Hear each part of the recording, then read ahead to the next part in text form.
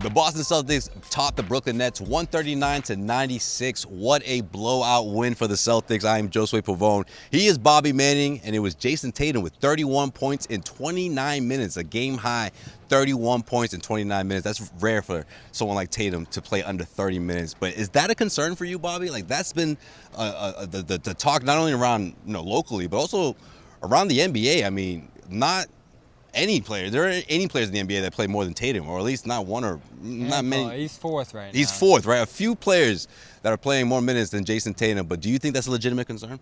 For sure. You don't want to overuse him. You don't want to overstrain him through the regular season. He's talked about the wrist pain, the finger ailments popping up, and feeling tired late in these games. Yeah. He said it after the last game against the Lakers. I was exhausted late, and his three-point percentage slipped over the last month. You saw production offensively overall regress with him.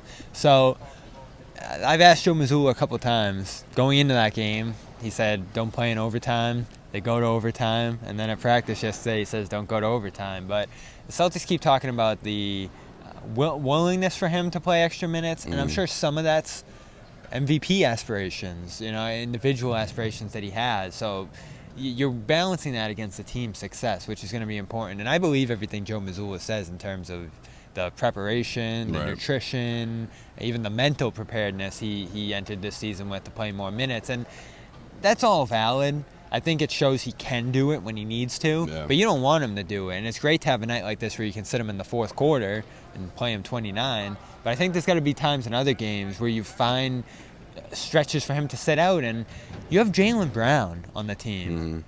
Like, that should be a natural trade-off for those two to balance minutes together. And I wonder how much of it is our Jaylen-led lineups haven't been great this year. We got to have Tatum out there at all times, even with the bench unit. Yeah, and they're neck and neck in terms of minutes per game. And obviously, Jaylen's played a few less games this season than Tatum, but they're pretty much right there. Jaylen rather, played 32 minutes, so it wasn't a big difference between the two. Took him a little while to get him out. Yeah, it did. I mean, in this one, again, like I said, this is one of the few times you're going to see Tatum play, fewer than 30 minutes. And, when Joe Mazzulla was telling you that for the second or felt like the third time about the whole, don't play in overtime and we'll reduce his minutes, I think there's a little truth to that. I know you don't like that, Bobby, but I do think there's a little truth in the sense of, if my team plays the right way, we won't have to go into overtime, but it won't even be. He's not even taking it that far. That's the story tonight, right? You get it done early, and then you rest late. Right, but I don't even think it's just about not going into overtime. I think it's build a certain lead, a particular lead, build a cushion,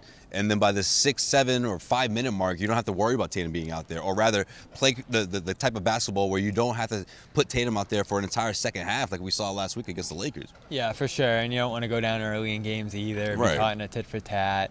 I get it. And he wants to win. I mean, he's in a tough position too, right? As interim coach, he's trying to build this record and this resume, I'm sure, for him to stay in this position. There's a lot of different factors that go into it, as well as securing the #1 seed. They don't have a massive cushion on that position, just a couple games. So I guess the hope is you build a big enough lead in the standings that he can rest later in the year.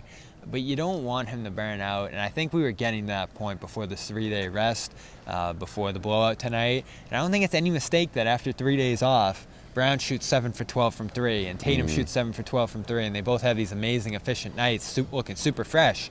There's got to be some level of management with these guys. Doesn't everyone around the league manage?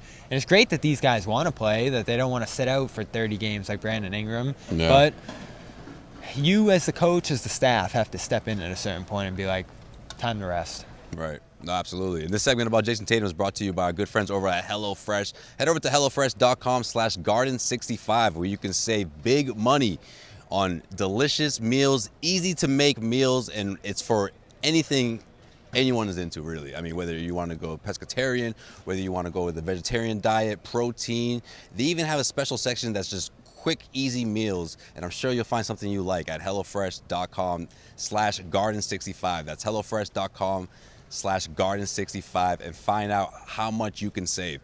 So I'm with you on that. I mean, the wrist thing is a concern. We saw what he looked like in the NBA Finals. I mean, Tatum knows it. I just think it's a matter of picking the right times to reduce his minutes. I mean, sometimes you're going to see him sit games probably after the All-Star break. But I'm with you, though. I also think Joe Mazzulla has to sort of figure out a way to monitor his minutes. Look, if you look at the last week and a half or so, Celtics have been in some games where he really needed Tatum out there. But moving forward, he played for 3 straight this quarters against the Warriors and Lakers. Right. Crazy. Exactly. It's crazy. So this was the type of game that he needed, but I also think that that's something that you have to keep in mind, especially towards the tail end of the regular season, which I'm sure he'll be taking games off before they go into the playoffs. And he has. He sat out against the Wizards, sat out against the Raptors a week and a half ago, 2 weeks ago. So he said that was his decision, how he felt, talking to Nick, saying his trainer, and that guy's with him all the time, stretching him out. Yeah, that's his dude. Taking part in the diet and coming up with a plan going into this year. And Tatum said he did a great job after the finals, how he felt, playing extra minutes and burning out then. He said he came up with a plan to better manage that this year. So how much of that is him trying to work through minutes like that and get used to it for the playoffs? Because he'll have to do that in the playoffs, 40 minutes a game. I don't know, but it just doesn't seem worth it in the regular season, even if it does lead to them being the 2 seed versus the 1 seed. That's true. You know, that's a good point. I remember during training camp, or was it media day rather, he was talking about how he gave up a lot of fast foods, fried stuff. He's not doing any of that, and I think that's something that every player does at a certain point of their career, right? And those Tatum chips. And the Tatum chips, that's right. Even the ones he used to be carrying around last year and somewhat bragging about it, of course. But we'll wait and see how Tatum responds to his new diet, or at least we were seeing it already. I mean, maybe this is what's prepared him to play all these minutes up until this point. It's amazing how he sustains them. Doesn't get hurt a lot. Yeah. Doesn't miss games with injuries, maybe feeling the effect of them. But he's turning into one of those guys, knock on wood, that plays a ton. He could even be capable of playing 82 games if he wanted to. But again, you're finding that balance, and they have in spots. Yeah. It's just January got a little out of control, averaging almost 40 minutes a game.